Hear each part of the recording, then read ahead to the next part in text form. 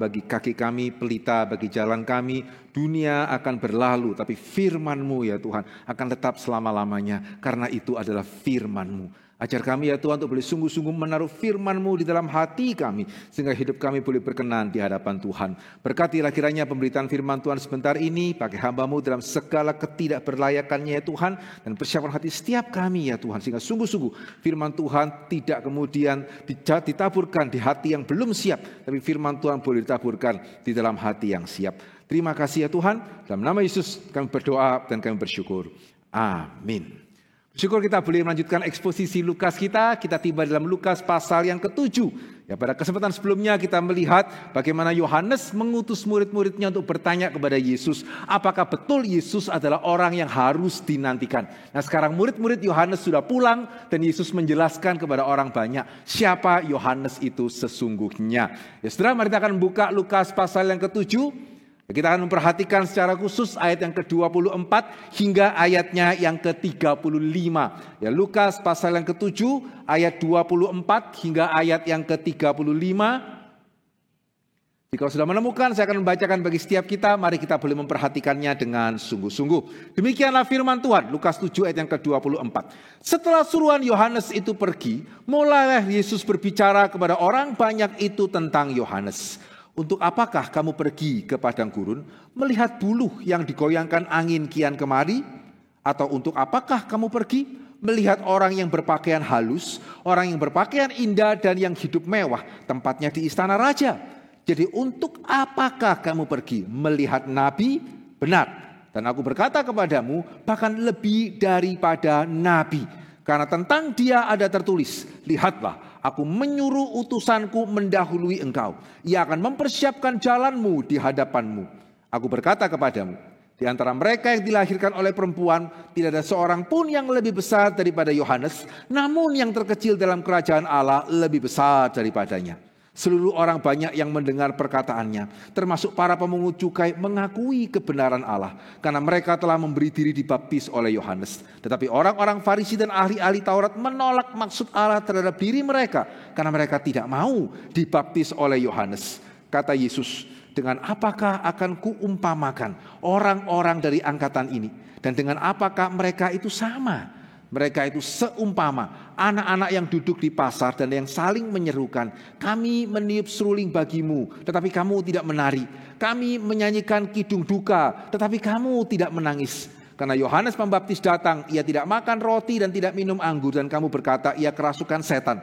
Kemudian anak manusia datang, ia makan dan minum, dan kamu berkata, lihatlah, ia seorang pelahap dan peminum, sahabat pemungut cukai dan orang berdosa.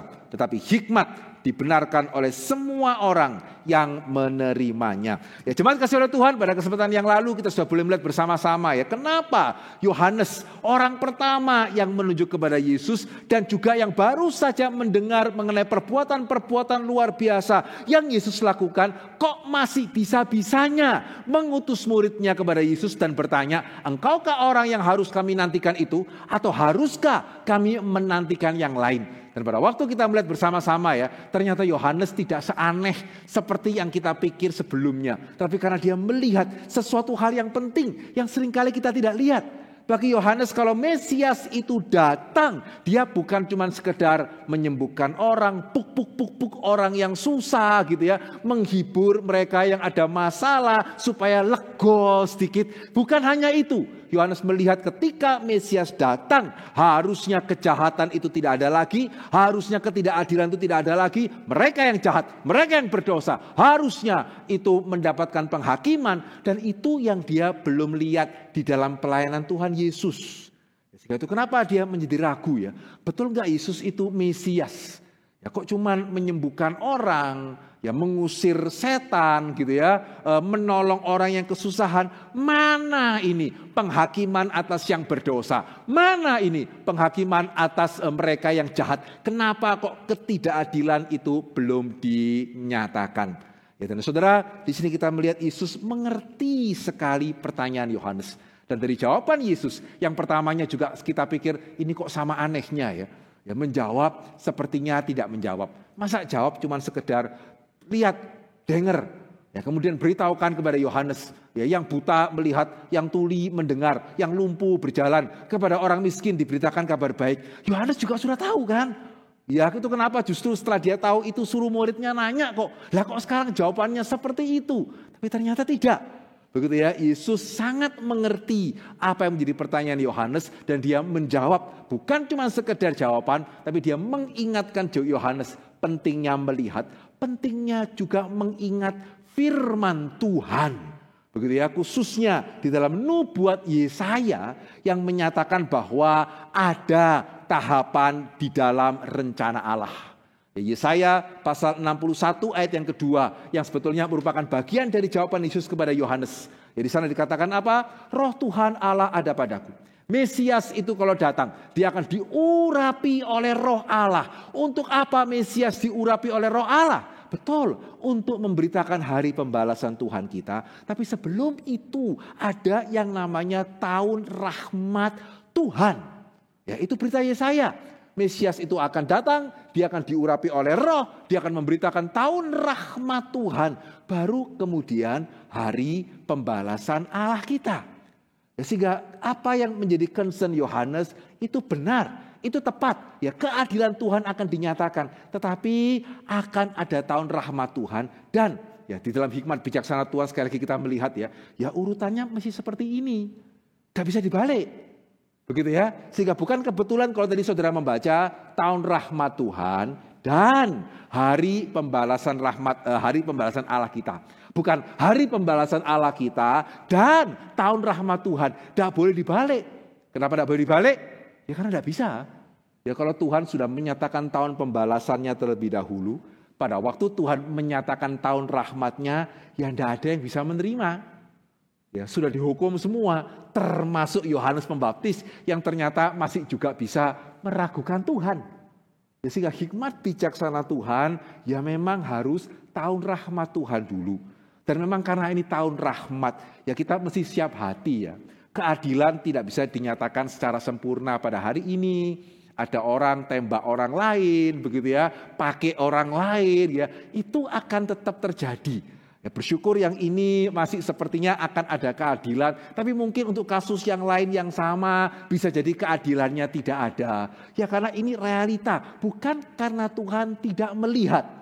Ya bukan karena hari pembalasan Tuhan itu tidak akan ada, tetapi memang tahun rahmat Tuhan mesti diberitakan terlebih dahulu.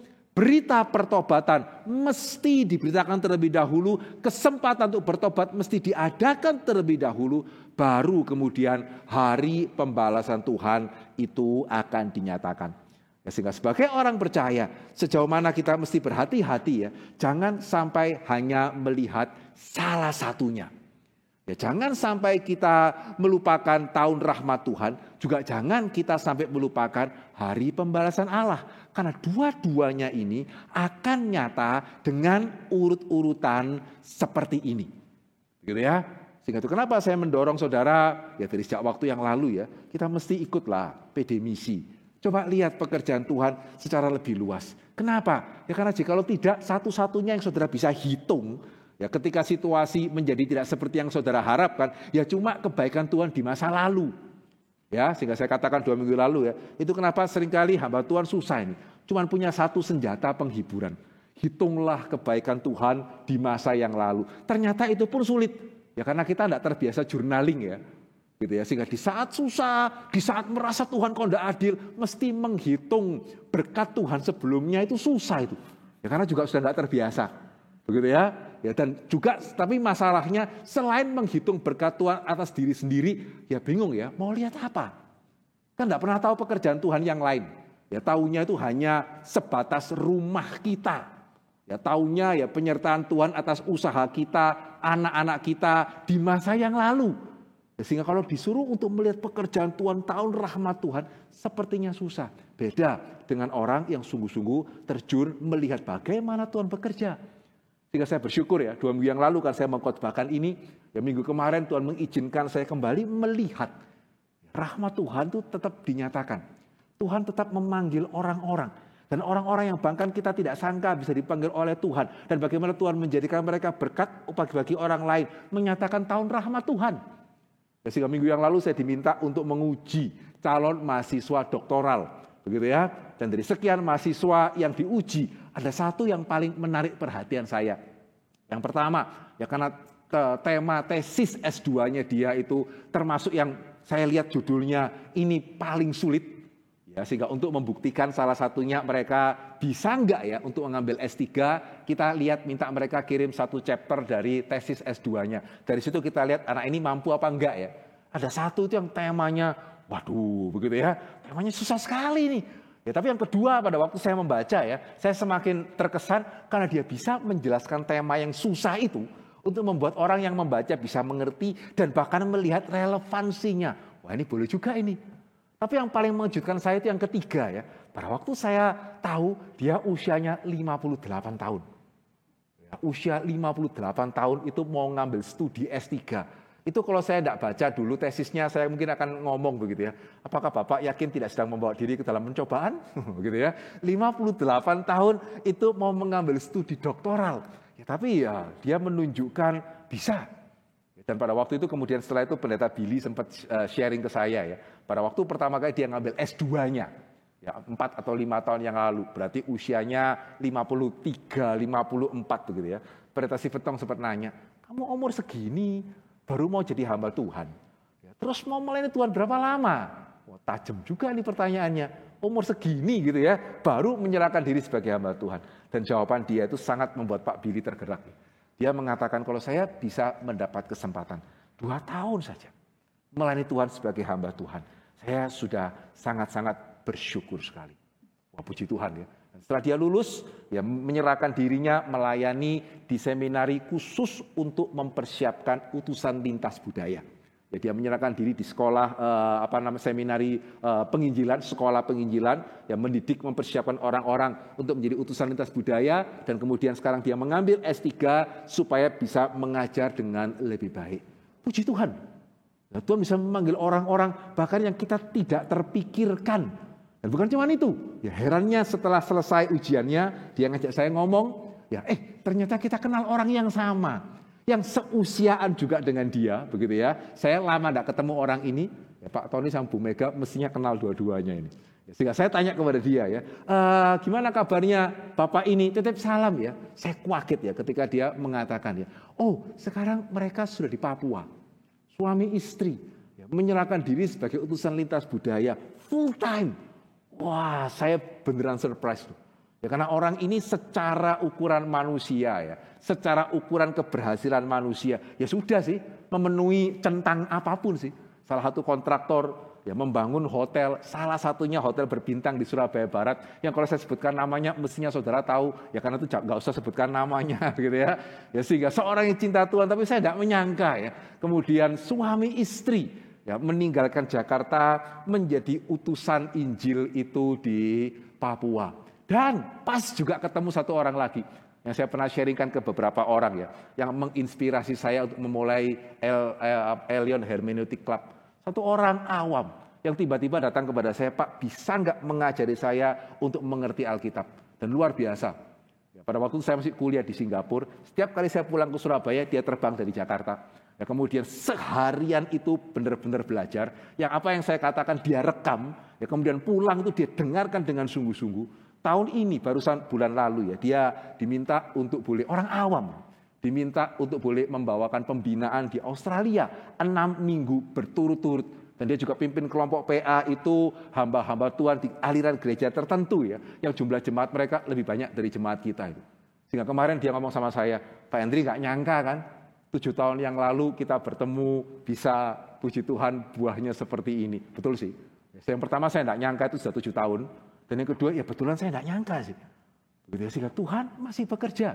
Dan jangan pikir, ya mungkin Tuhan hanya bisa pakai yang usia-usia segitu gitu ya. Enggak, kemarin juga saya ketemu satu orang. Dia cerita satu angkatan NTU. Tahu ya, lulusan NTU Singapura ya. 6 orang satu angkatan. Itu menyerahkan diri sebagai hamba Tuhan sekian tahun yang lalu. Sekarang sudah lulus, sudah menjadi dosen, melayani di gereja ini. Melayani di gereja itu, melayani, memperbesar pekerjaan Tuhan, kerajaan Tuhan. Sehingga saudara, lihat enggak? Begitu ya. Ya sehingga tahun rahmat Tuhan ini kita lihat enggak ini? Ya, atau yang cuman yang kita lihat hitung apa ya, berkat Tuhan kepada saya, oh ya puji Tuhan ini tidak sempat kena COVID, apalagi ya berkat Tuhan kepada saya, puji Tuhan ini anak saya lulus, apalagi ya berkat Tuhan kepada saya, apakah cuman itu? Gitu ya, sehingga kita tidak melihat tahun rahmat Tuhan, ya karena kita cuma melihat diri sendiri. Ya, tapi kalau kita melihat apa yang Tuhan kerjakan, betul.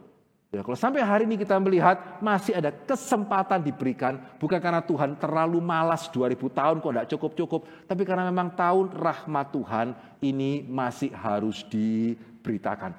Sejauh mana kita melihat tahun rahmat Tuhan, tetapi juga, nah ini, di sisi yang lain, jangan sampai karena kita sudah menerima rahmat Tuhan, akhirnya kita menjadi tidak mengindahkan hari pembalasan Allah. Wes aman kok.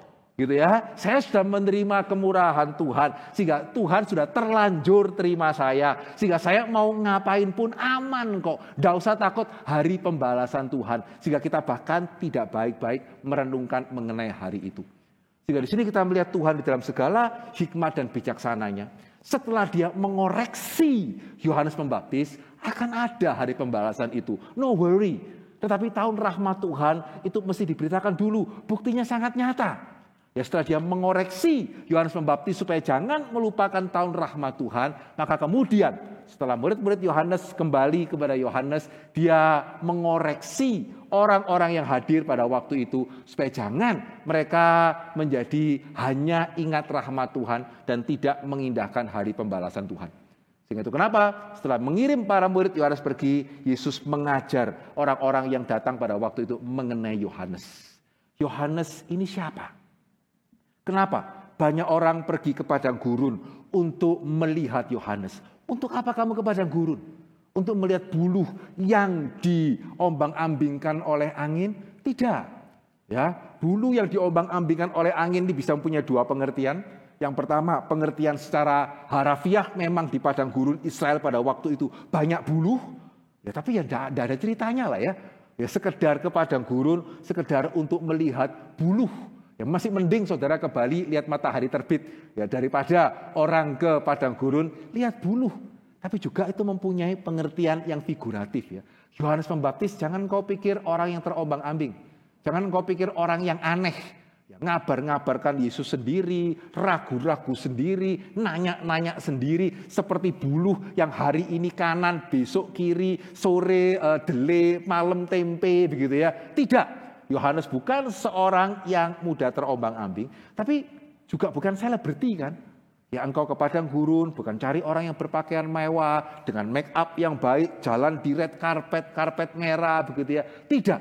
Tapi untuk apakah kamu datang ke padang gurun untuk melihat nabi? Betul. Dan bahkan Yesus mengatakan Yohanes bukan cuma sekedar nabi. Dia adalah seorang nabi yang terbesar. Karena selain Yohanes, kita melihat dalam perjanjian lama ya, ada banyak nabi. Dan dalam perjanjian lama sebetulnya ada tiga panggilan yang Tuhan berikan. Ada yang dipanggil sebagai raja, yaitu berarti dipanggil untuk melaksanakan ketetapan Allah, begitu ya.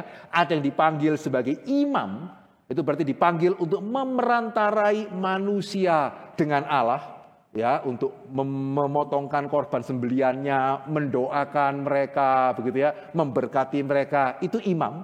Nah, ada kemudian dalam perjanjian lama itu yang dipanggil sebagai nabi.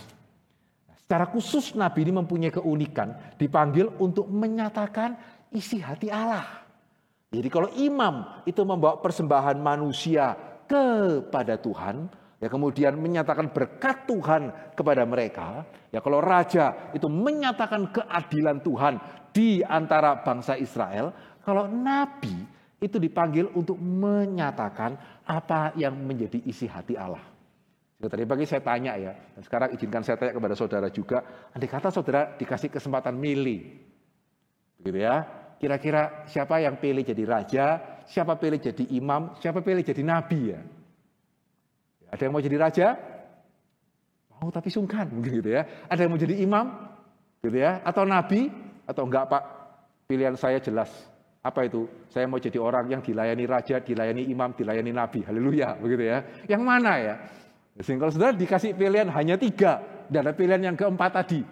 Ya, yang dilayani raja, dilayani imam, dilayani nabi gitu ya. Cuma 3. Kira-kira saudara pilih yang mana? Sudah ada kata yang muncul enggak di dalam benak saudara? Ya, kalau saya boleh menebak, ya mungkin rasanya ya, yang paling sedikit muncul itu imam kayaknya. Gitu ya. Ya mendoakan terus memberikan menyembelih korban gitu ya. Rasanya itu yang kita paling sedikit berminat deh. Ada yang berminat jadi imam? Langka.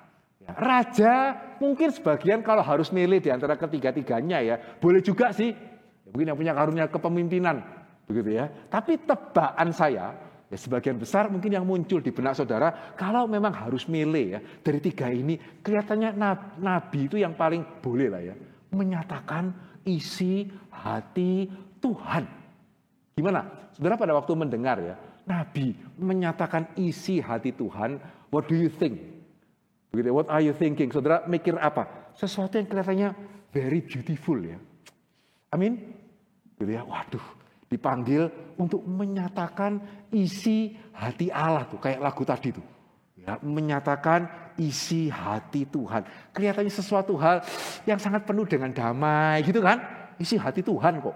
Ya kalau enggak penuh damai apalagi? Ya sangat penuh dengan sejahtera, bisa membayangkan suasananya itu begitu sepoi-sepoi, begitu sejuk, di mana Tuhan menyatakan isi hatinya, rencananya yang baik, rencana yang indah. Apalagi ya, Nabi itu kan juga memberitahukan rencana Tuhan untuk masa depan. Begitu ya, foretelling. Ya jangan takut, Tuhan akan menolong kamu. Ya pertolongan Tuhan akan nyata. Begitu ya, hal ini akan terjadi padamu. Wah, itu selain damai juga lumayan keren loh. Begitu ya. Hal ini akan terjadi. Ya, hal ini akan menimpa kamu, begitu ya. Boleh juga. Sehingga saya masih ingat sekian waktu yang lalu, sekarang mungkin sudah tidak terlalu ya. Tapi sekian waktu yang lalu ya, saya ke Semarang waktu itu ya. Wah, di satu gereja ya, ada ada poster baliho. Kalau kita kan mungkin perayaan Natal gitu ya, atau apa. Saya baca ya poster itu, wah baru tahu itu ya. Silakan ikut gitu ya, sekolah kenabian. Wah, jadi ada sebagian gereja buka sekolah untuk mereka yang mau jadi nabi. Dan kelihatannya mestinya juga ada yang daftar itu. Keren kan? Ya, mengerti isi hati Tuhan gitu ya. Apalagi bisa mengetahui masa depan itu seperti apa. Tapi sejauh mana kita menyadari ya pada waktu kita mempelajari atau mengerti, mengenal panggilan Nabi di dalam perjanjian lama dan perjanjian baru. Betul sih, Nabi memang kita membaca, mereka bernubuat. Mereka menubuatkan masa depan. Mereka bisa tahu apa yang di depan yang orang lain belum tahu. Tetapi ya pada waktu kita membaca kitab nabi-nabi, dan itu yang membuat kitab nabi-nabi bukan menjadi kitab kita yang paling favorit. Amin. Ada di sini yang paling favoritnya kitab Yesaya atau Habakuk atau Obaja atau Nahum atau Maleaki? Rasanya enggak ya. Loh, kenapa? Kan katanya keren panggilan Nabi. Karena pada waktu kita membaca, ini nubuatnya kok sedikit ya. Yang lebih banyak itu apa ya? Yang lebih banyak itu foretellingnya. Ya, foretelling itu ketika Nabi menegur orang-orang di zamannya. Bukan yang ke depan, tapi di zamannya. Ya ketika Nabi memperingatkan mereka, bahkan terkadang itu bukan lagi cuma sekedar memperingatkan, seperti Nabi itu memaki orang-orang sejamannya. Ya, sehingga pada waktu kita membaca ini apa ya? Kok marah. Kitab nabi-nabi yang lain kok sama, marah lagi. Baca kitab nabi yang lain juga kok sama ya, marah lagi. Sehingga saya boleh mengatakan di dalam perjanjian lama, mungkin selain kitab imamat, ya, kitab yang orang Kristen paling tidak terlalu favorit itu ya nabi-nabi. Kenapa ya? Isinya kok marah terus. Ya, saudara pernah nggak, baik yang sudah ikut bakso atau bakwan ya, yang secara khusus itu menstabilo atau meng-highlight ayat ini. Ya, Sefanya pasal pertama ayat ke-17. Berbunyi apa? Aku akan menyusahkan mereka, sehingga mereka berjalan seperti orang buta. Sebab mereka telah berdosa kepada Tuhan. Darah mereka akan tercurah seperti debu. Usus mereka akan tercurah seperti tai. Sudah pernah sungguh-sungguh merenungkan ayat seperti ini enggak? Ya, atau sudah lupa gitu. Gitu ya, mau bakso bakwan sudah lupa semua ya. Yang diingat itu apa? Tuhan mencelikkan mata orang buta. Tuhan yang melepaskan kita dari kesusahan. Akulah biji matamu begitu ya. Engkaulah biji mataku. Waduh, itu yang kita highlight ya. Ya, itu yang kita ingat baik-baik ya. Tapi yang aku akan menyusahkan manusia, ini gak boleh. Ya, masa Tuhan kok menyusahkan manusia? Tuhan tuh mestinya melepaskan manusia dari kesusahan. dosa enggak dosa, Tuhan yang mesti mengasihi. Ya masa Tuhan menyusahkan manusia, membuat manusia berjalan seperti orang buta. Ya enggak gitu. Ya mestinya Tuhan itu mencelikkan mata orang yang buta. Ya masa Tuhan ngomong bahasa seperti ini ya, usus mereka akan tercurak seperti tai begitu ya. Ini bahasa apa? Ya mestinya ngomong itu ya yang enak. Ya, pakai bahasa itu yang lembut, yang menyenangkan untuk didengarkan. Tapi bukan itu berita Nabi. Sehingga Nabi ya di dalam perjanjian lama mungkin bisa dikatakan dari 3 itu kalau saudara tahu ya. Ya pokoknya 2 yang lain boleh asal jangan Nabi deh. Kenapa? Karena dalam perjanjian lama termasuk dalam perjanjian baru ya. Nabi seringkali tidak diterima dengan baik. Ya karena beritanya. Berita seorang nabi adalah Allah bisa marah. Allah yang bukan cuma sekedar bisa melepaskan kau dari kesusahan. Allah yang bisa menyusahkan. Ya, yang bukan cuma sekedar mencelikkan mata orang buta. Bisa membuat kamu berjalan seperti orang buta. Sehingga di depan ada bahaya kamu tidak tahu. Kamu akan tersandung oleh karena kesalahanmu sendiri. Dan yang kedua, berita Nabi adalah bukan cuma Allah bisa marah. Allah bisa marah kepada kamu. Ya, dari sekian banyak kitab Nabi-Nabi, ada teguran kepada Edom, ada teguran kepada Filistin, kepada Mesir. Tapi dari sekian banyak kitab Nabi-Nabi, teguran paling banyak itu kepada orang Israel. Kepada umat Allah itu sendiri. Sehingga ini pertanyaan ya, kenapa pada waktu kita membaca kitab Nabi-Nabi, kok kita merasa bosan, tidak relevan, begitu ya? Ataukah jangan-jangan karena kita merasa saya umat Tuhan, memang Israel layak dimarah-marahi ya. Tapi buat apa saya baca? Begitu ya, saya kan sudah anak Tuhan, perjanjian baru. Ya, sehingga kalau kasih Tuhan sih perjanjian lama jalan, perjanjian baru relevan. Tapi kalau Tuhan marah-marah, ya kelihatannya itu cuma relevan. Ya memang untuk orang Israel itu memang kebacut, kebangetan. Begitu ya, sehingga memang sudah cocok lah. Kalau Tuhan marah-marah kepada mereka, saya anak Tuhan, jemaat Elion. Gitu ya, sekian puluh tahun itu setia. Ke gereja itu setiap minggu. Sehingga pada waktu kita baca nabi-nabi, itu tidak akan terjadi pada saya lah. Persis kayak waktu pertama kali COVID. Dijadikan guyonan kan. COVID takut ke Indonesia. Makan apa aja waktu itu ya. Gitu ya. Orang Indonesia semua dimakan. Apalagi COVID. COVID takut ke Indonesia. Sampai betulan ternyata kita yang takut. Begitu ya. Ya ini. Ya sehingga pada waktu kita membaca kitab nabi-nabi, kita merasa Tuhan bisa marah. Iya sih. Ya sama yang tadi itu yang bunuh-bunuh anak buahnya itu loh, begitu ya. Sama mungkin yang bukan Kristen itu ya. Allah marah kepada saya, tidak mungkin. Nah itu menunjukkan betapa kita harus lebih lagi memperhatikan berita Nabi. Ya karena berita Nabi itu mengatakan Allah bisa marah itu kepada umatnya. Dan Allah kalau marah itu serius sekali. Begitu ya. Allah kalau marah itu serius sekali. Dan ini bukan hanya di perjanjian lama ya, tetapi juga bahkan di perjanjian baru. Sehingga dari begitu banyak seruan kita menjadi serupa Yesus, pemuritan. Saya menemukan yang satu ini kok jarang ya. Kita mesti serupa Yesus sesuai dengan ayat ini. Sepertinya jarang ya. Begitu ya. Seringkali serupa Yesus kan berbahagialah. Wah itu kita ingat tuh. Ya berbahagialah yang miskin di hadapan Tuhan. Berbahagialah yang lemah lembut. Itu kita ingat baik. Tapi Yesus yang sama juga mengatakan Matius 23 ayat 27 kan. Ya, celakalah kamu, hai ahli-ahli Taurat dan orang-orang Farisi. Hai kamu orang-orang munafik, sebab kamu sama seperti kuburan yang dilabur putih. Yang sebelah luarnya memang bersih tampaknya, tapi yang sebelah dalamnya penuh tulang belulang berbagai jenis kotoran. Sehingga jangan pikir ya, itu memang PL tuh, ngomongnya kayak tadi tuh. Seperti debu lah, seperti kotoran manusia, ususmu akan tercurah. Kita bersyukur kita kan perjanjian baru. Yesus mengatakan sama loh. Ya, sebelah dalamnya penuh dengan tulang belulang dan berbagai jenis kotoran. Celakalah kamu. Kapan saudara terakhir mendengarkan firman seperti ini? Begitu ya. Kapan kita terakhir mengingat Kristus seperti ini? Ya pada waktu orang mengatakan mesti serupa dengan Kristus. Bayangan saudara Kristus yang kayak apa? Sabar, ya kan?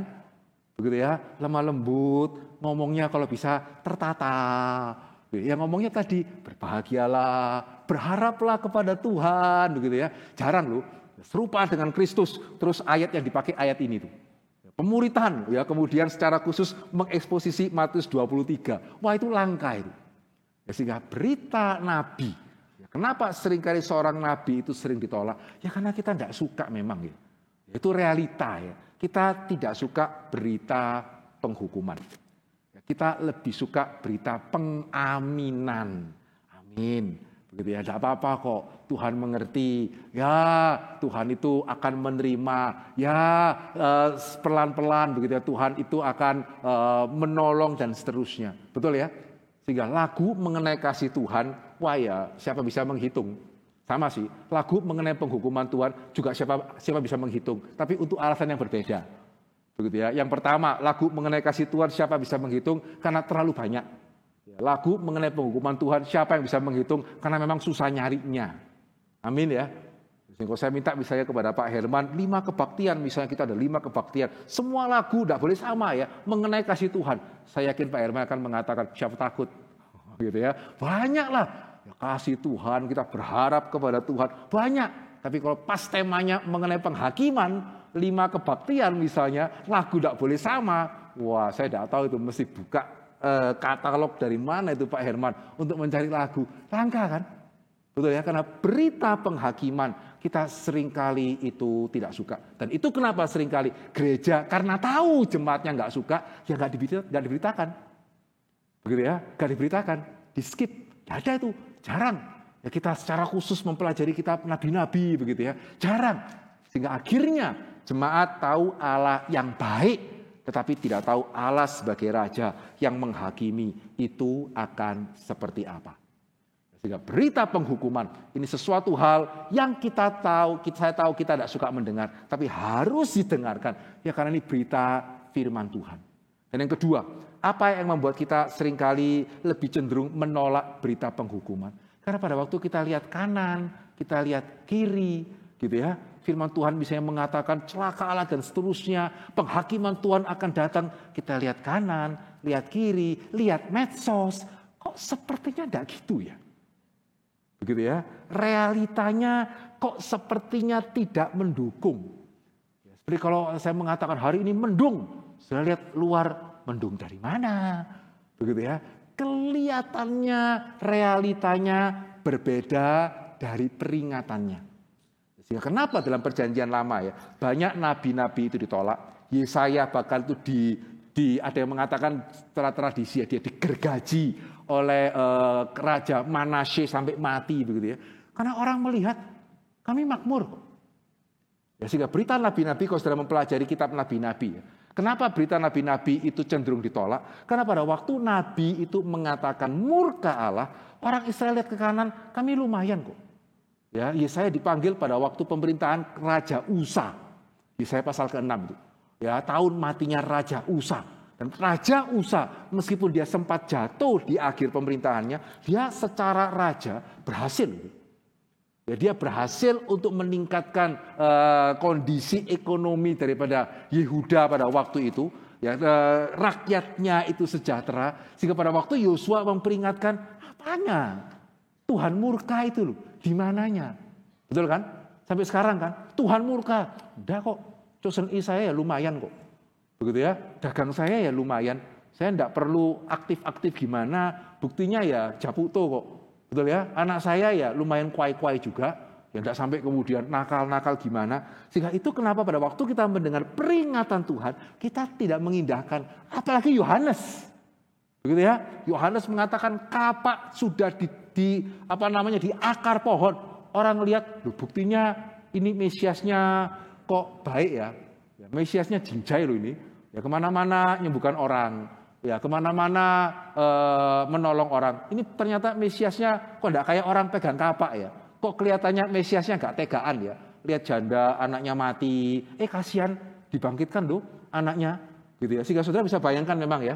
Kalau jadi Yohanes itu beratnya bagaimana ya.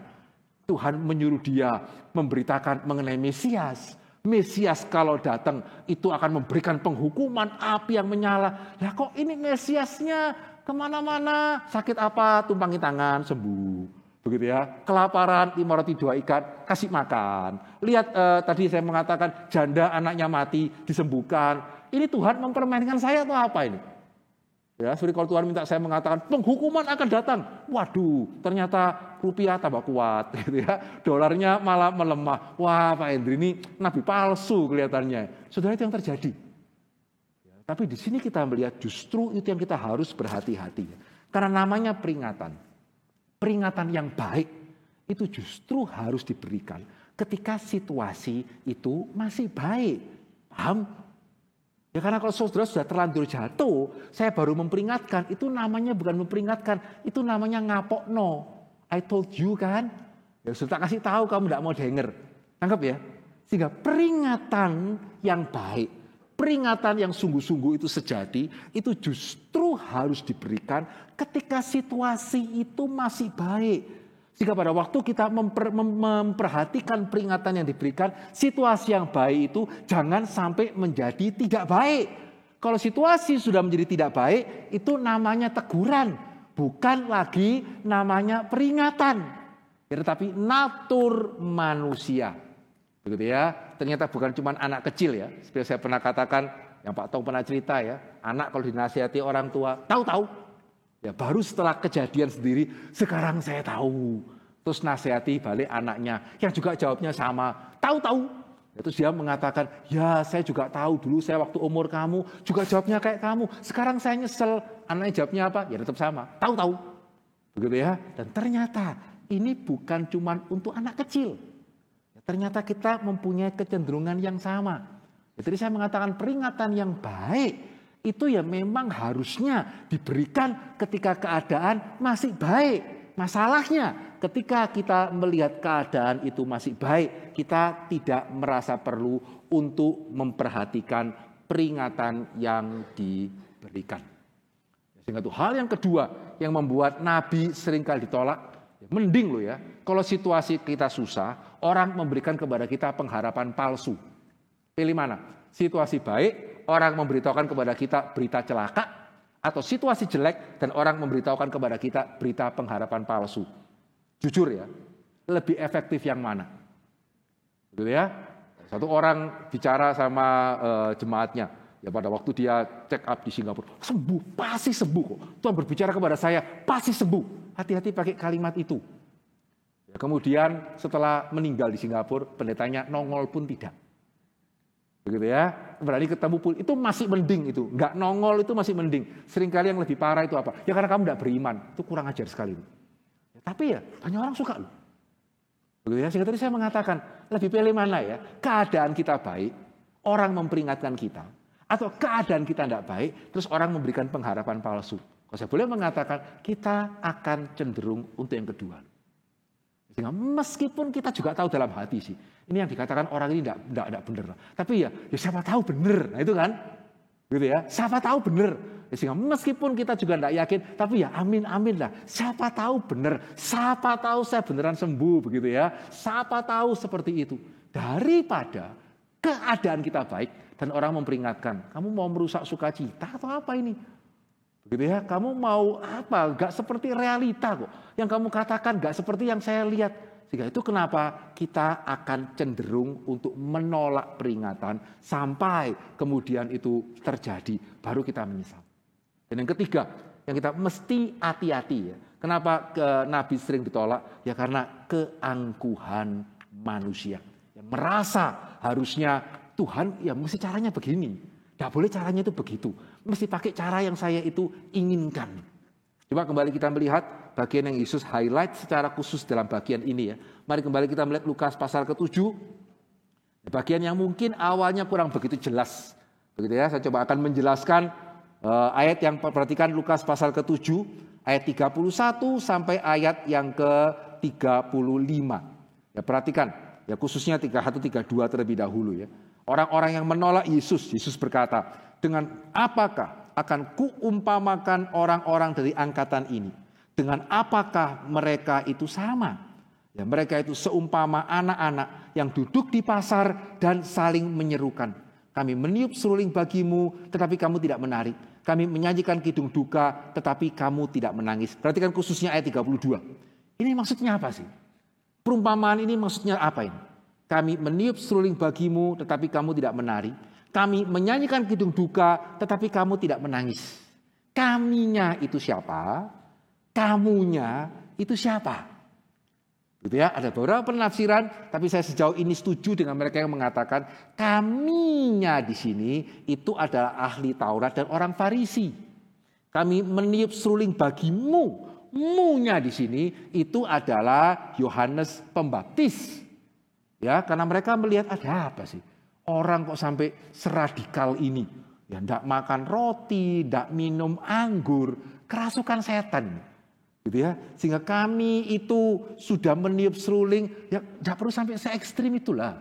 Ya, mesti semua orang ke padang gurun, kemudian berita pertobatan, buktinya ya sama-sama baik-baik aja kok. Ada apa mesti se-ekstrim itu? Kayak orang gila, kayak orang kerasukan setan. Begitu ya? Ya sehingga siapa kami di sini, ahli Taurat dan orang Farisi, siapa seruling bagimu di sini, Yohanes Pembaptis. Demikian juga siapa ini? Kami menyanyikan kidung duka, tetapi kamu tidak menangis. Sama, kaminya di sini adalah orang Farisi dan ahli Taurat, kamunya di sini adalah Tuhan Yesus. Ini sekarang kebalikan. Ya, sehingga kalau tadi ya, Yohanes tidak makan, tidak minum, ini apa-apaan sih? Kamu sudah mencoba untuk menyanyikan lagu yang ceria, kok tidak mau ceria? Yang satu ini kembali, apa-apaan ini? Makan minum sama pemungut cukai, ini suka makan ini pelahap dan pemabuk. Sehingga kami sudah ngajak engkau kidung duka, kamu kok tidak menangis? Jelas ya sekarang ya. Sehingga dari perumpamaan ini Yesus mau mengatakan, ini luar biasa ini. Ya, ahli Taurat dengan orang Farisi. Ya, jadi mereka yang mau ngatur.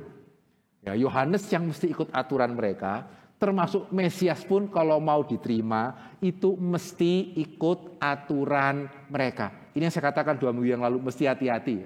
Teladan Yohanes, kalau dia tidak tahu, dia nanya. Jangan diputusi sendiri. Nah, ini contoh diputusi sendiri. Pada waktu mereka melihat Yohanes Pembaptis, kok ekstrim sih? Makan roti, tidak mau. Minum anggur, tidak mau. Cuma makannya belalang, kemudian madu hutan, pakaiannya juga pakaian dari bulu onta. Lu ngapain? Gitu ya, kerasukan setan dia. Ya suka di padang gurun ya. Bukan mereka yang mencari jawaban ya. Kenapa kok Yohanes seperti ini? Ternyata semua itu adalah pesan. Ya, Nabi itu bukan cuma apa yang dia katakan ya. Apa yang dia lakukan itu juga merupakan pesan yang konsisten dengan apa yang dia katakan. Sehingga Yohanes makan makanan seperti itu, minum minuman seperti itu, pakai pakaian seperti itu sebagai suatu bentuk peringatan. Begitu ya, kekeringan itu akan terjadi, penghukuman itu akan terjadi. Itu kenapa kamu mesti bertobat, karena situasinya seperti ini. Tapi karena mereka tidak mau mendengarkan, mereka putus-putusin sendiri. Ya kerasukan setan itu. Gitu ya, itu kenapa aneh gitu ya. Mesti di padang gurun, mesti ekstrim seperti itu. Sebaliknya, pada waktu Yesus makan dan minum dengan pemungut cukai, mereka juga tidak berusaha mencari tahu kenapa ya. Kenapa Yesus ini kok makan minum sama pemungut cukai? Oh, ternyata Yesus mau menunjukkan tahun rahmat Tuhan yang berlaku bahkan untuk wanita tunasusila, yang berlaku bahkan untuk orang-orang terbuang seperti pemungut cukai. Itu kenapa mereka menerima Yesus menerima mereka yang bertobat. Mereka tidak mencari jawaban, mereka putus-putusi sendiri. Ya memang dia suka makan aja sih. Ya dia pelahap, dia itu adalah peminum.